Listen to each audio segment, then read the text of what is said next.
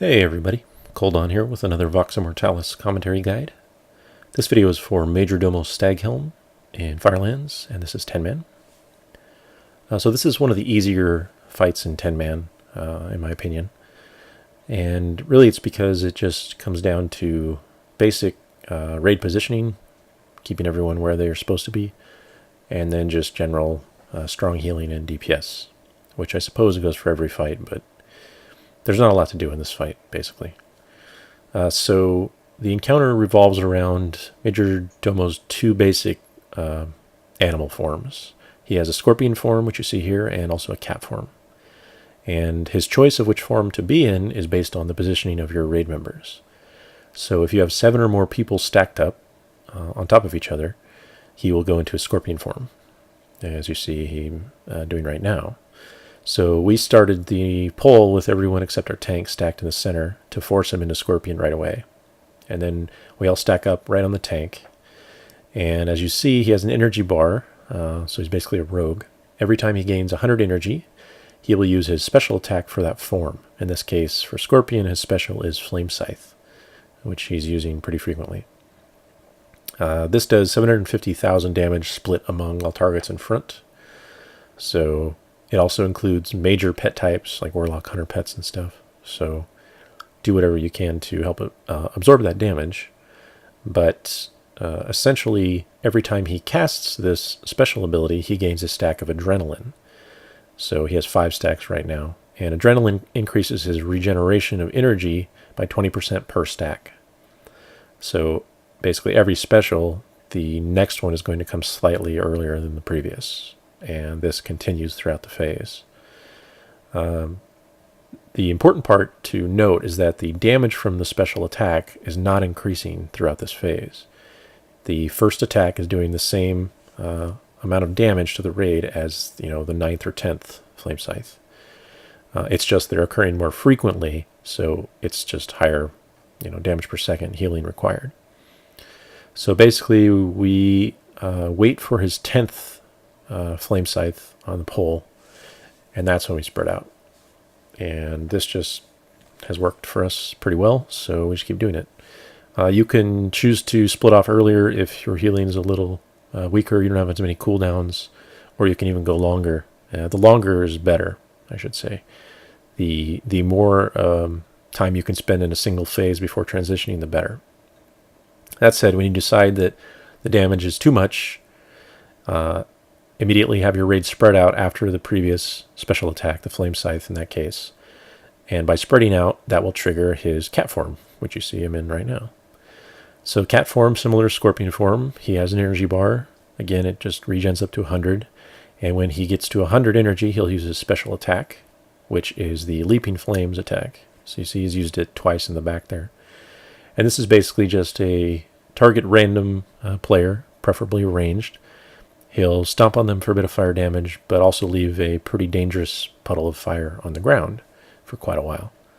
So after a while, the floor starts to fill up and you run out of space, in which to keep range on everyone. But again, just like the Flame Scythe from Scorpion, the damage from this is not increasing. It's just the frequency of casts because the Adrenaline stack continues to climb. There's also a slight add you can see that keeps spawning. You should just have a couple DPS focus on these when they pop. They're not really that deadly. Your tank tanks them, but it's a good idea to kill them off. So you can see after the 6th leap, we all bunch up again in the center. And this forces him to transition. Briefly, he'll go into his human form now. This is because it's the 3rd transition. And the first time he goes into human form, he'll use his Searing Seeds ability, which he casts a Searing Seeds debuff on everyone in the raid. And this has a random duration on each player. So everyone gets a different duration from about 10 to 60 seconds. And when that seed duration expires, you will explode in a pretty big fire AE around you at about 15-yard range.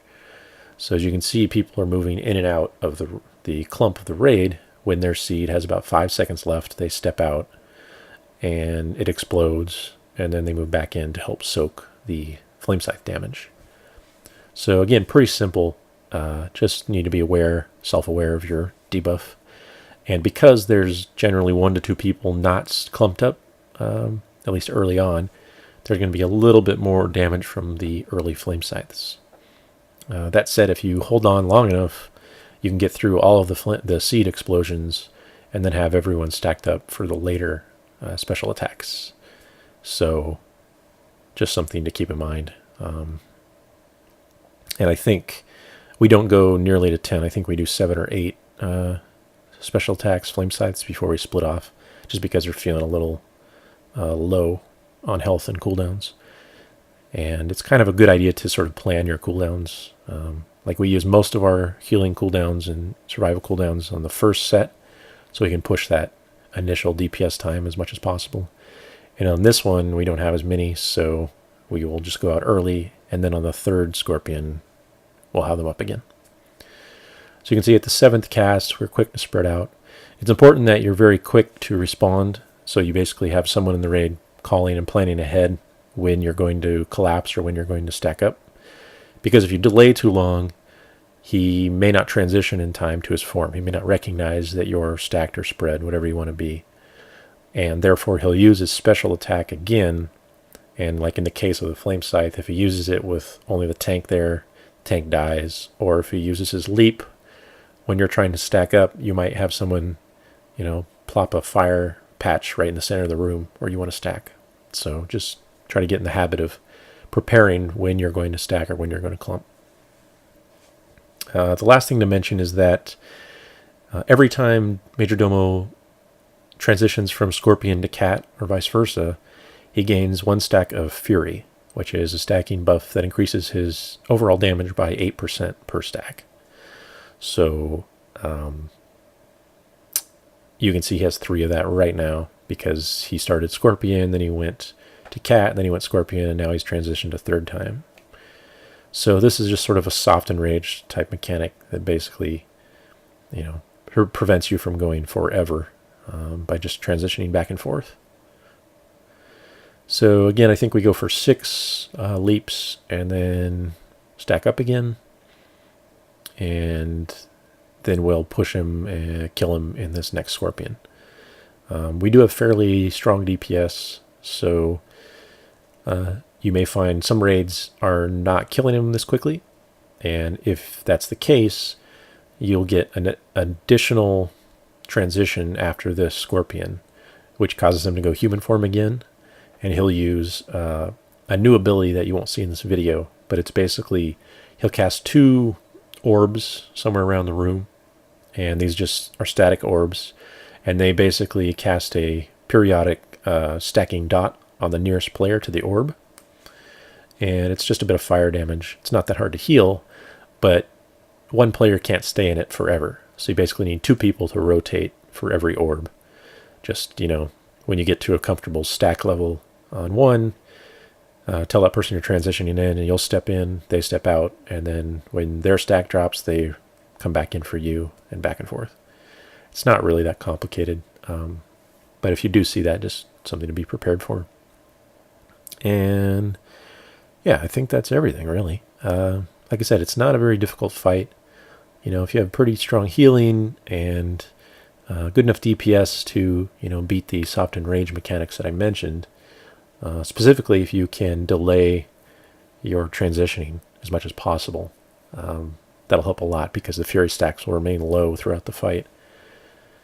And other than that, there's not much to add to this fight. So yeah, you can see our cooldowns are back up, as I mentioned, for this 3rd Scorpion. And generally it's a good idea to use cooldowns for this Scorpion phase rather than the Cat, just because people are stacked up. So it's a lot easier to use things like the Power Word Barrier there. And you also don't have to move a lot, so Tranquility for Druids, you generally can get that off just fine.